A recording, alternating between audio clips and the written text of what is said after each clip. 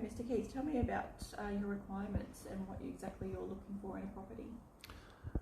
Belinda, we're looking for something that's a bit larger, 4 or 5 bedrooms, a couple of living areas, a large backyard for our kids who are teenagers.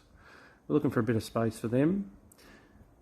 I did notice one of your listings on REA, which might tick a few of those boxes. The only problem that I saw was that you've got an open home on Saturday, and I work on Saturday. Are we able to organise a separate appointment? Sure, absolutely. I think that would be the Strix property that we've discussed previously. So, but my schedule is fine. I'll contact the owners and see if I can arrange something for you. Great, thanks for that. Thanks, Mr. Keath. I've been in contact with my clients and they're able to secure an appointment at 11 a.m. Thursday morning. How does that work with you? Let me check my diary. Yeah, I think I can do that time. That'll work for me. Great, perfect. I'll send you a calendar invite with an email confirmation and I look forward to meeting you then. Fantastic, great. Hi, Mrs. Strick. I've been able to secure a potential buy for 11 a.m. Thursday morning here at your house. Does that suit you? Yeah, Belinda, that's great. Tell me about, do I need to do anything before then? Sure, just some cosmetic things. So give the lawns a quick mow, just a general tidy up around the property. I'd also recommend to possibly pop away any valuables that are in eyesight, as well as as much as I'll be here. It doesn't hurt just to err on the side of cautiousness. I'll get here around 15 minutes prior to that, just to give the property a final check and make sure everything is okay. It generally only takes about 10 to 15 minutes, so just to ensure we have enough time, maybe allow about 30 minutes for the appointment. Great, Belinda. Let's organise. I'll see you there. So, Mr. Keath, you've spent a bit of time throughout the property. What are your final thoughts? Look, Belinda, the house is nice and neat, but, it's okay. Look, the three main, I guess, the focal points are the living room, the kitchen and the entry. What is it that gets your interest with regards to those items?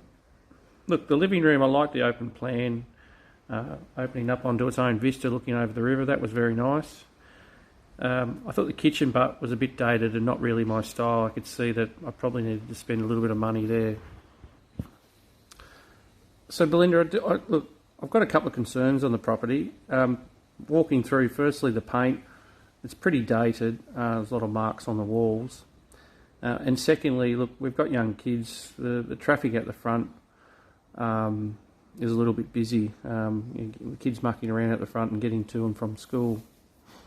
Sure, look, with regards to the paint, we did discuss that with the owners prior to listing the property. We actually decided against the owners painting it prior to listing it, just rather leaving that to the potential buyer, knowing everyone has their own personal tastes, so the property is actually priced accordingly, taking that into consideration. Yep. With regards to the children, taking into account, obviously, you've got younger kids, and there's a lot of homes in the neighbourhood with young children as well, so there's public transport. We did actually notice that a lot of kids do walk to and from school, so it's a very safe and well-known neighbourhood in that regard. Oh, fair enough, good. So, Mr. Keath, can I ask if you're interested or ready to make an offer on the property? Belinda, I still have to clarify a few things in my own mind. Yeah, is there anything that I could help you clarify in that regard? Well, I'm still waiting for finance approval from a bank as we speak. That's probably the main one. Sure. There's a few options there that I'm not sure if you're aware you can actually buy a property subject to the finance coming through. An additional clause can actually be included in the contract for you. Oh, I didn't know that. Yep. I didn't know that. Look, that sounds good. How long would I be able to get with that clause in terms of how long would it take to get the finance approval? Sure, look, it's generally around 14 to 21 days. That allows the bank sufficient time to organise that and offer an approval. Well, that sounds pretty good. Let me look into it with our bank. So, Mr. Keath, just coming back to you with regards to your original offer that you put forward. Mm-hmm. Look, I have spoken to my clients. Unfortunately, they haven't accepted that offer. I have been successful in getting them to lower the price from the original listing, however, so I have included that in the revised contract. I do strongly encourage you to consider this, given obviously the pros that the property has brought forward to you and your family, knowing that it suits a lot of and ticks a lot of the boxes that you've been looking for. Yeah. Look, Belinda, you're right. It does tick a lot of the boxes. It's a nice property, but I suppose to increase our offer, I'll need to talk it through with my wife. Absolutely, of course, that's understandable. Look, if you wanted to do that and get back to me by tomorrow morning, obviously you can appreciate that we have other potential buyers that are hoping to come through the property also. Yeah.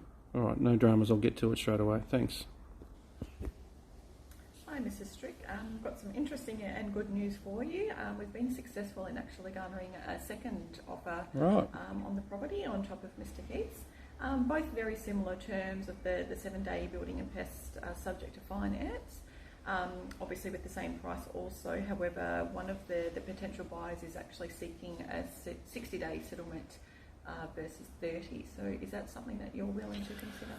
Oh, look, Belinda, great news firstly. Appreciate your efforts. Look, that's not going to work for us 60 days. Look, we've made the decision to move. We're really keen to get going. Can you go back to the 30-day person and see if we can get them up on price?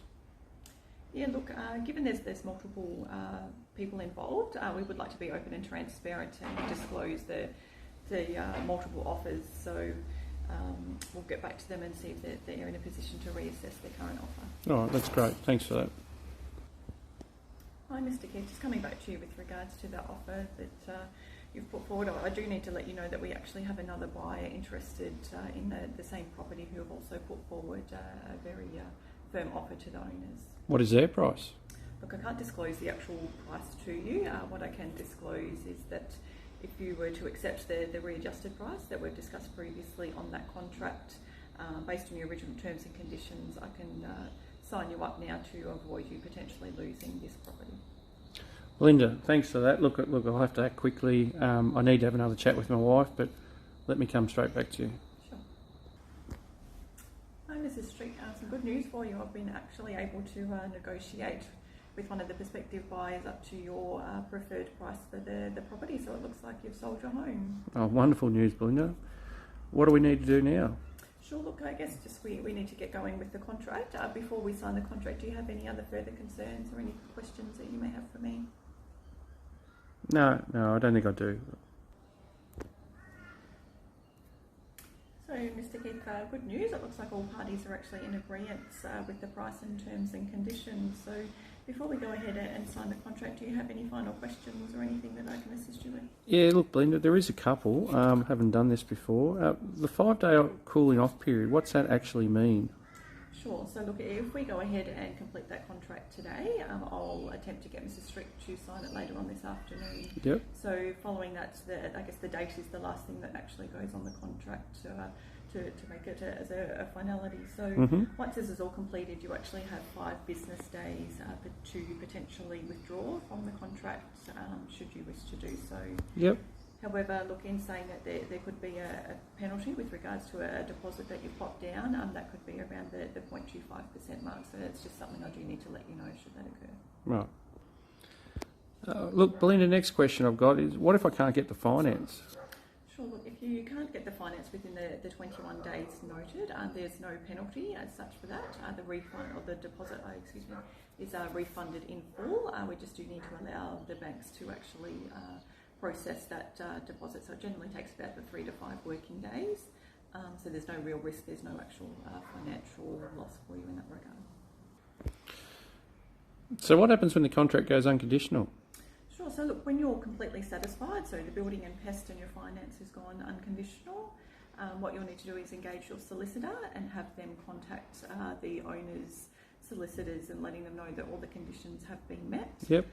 That basically finalises the contract and the property itself goes unconditional. So it's locked in then, and we can pop the big sold sticker on the board out the front. The property is yours. Yeah, sounds great. Next question I have, Belinda, is what happens with my deposit? Sure, so you actually pay that into our trust account. Upon receipt of that, we will issue you with a receipt to confirm that we have received those funds. Yep. Upon settlement day, what we'll get you to do is engage your solicitor to shoot me an email and just let me know that the settlement has actually been completed, and that way we can actually authorise the funds to be released. Fantastic, no dramas.